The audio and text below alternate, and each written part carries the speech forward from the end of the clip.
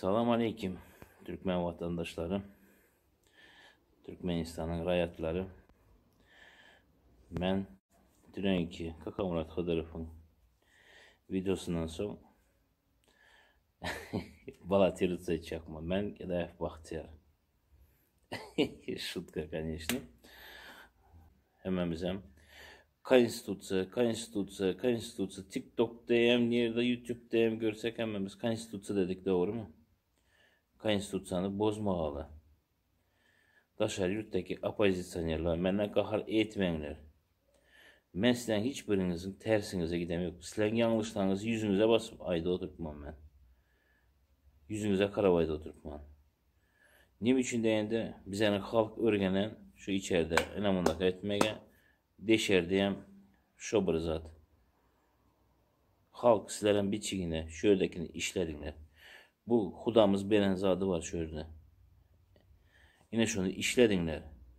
15 yıldan pes olsa гражданствосы, işte просто değil, rayatlığı pes olsa, hiç kaçanan prezidente adını Dalaşkar bol bilmiydi.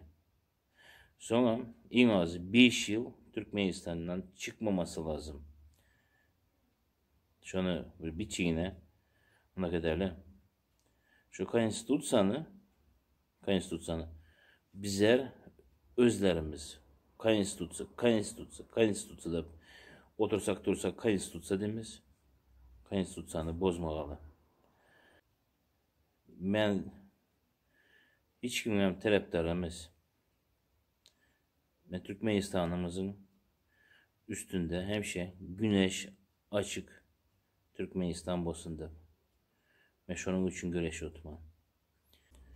Так что хalasanızlar like koyunlar, halamasanızlar dislike koyunlar, halasanızlar подписаться olunlar, halamasanızlar ciao hemmenize.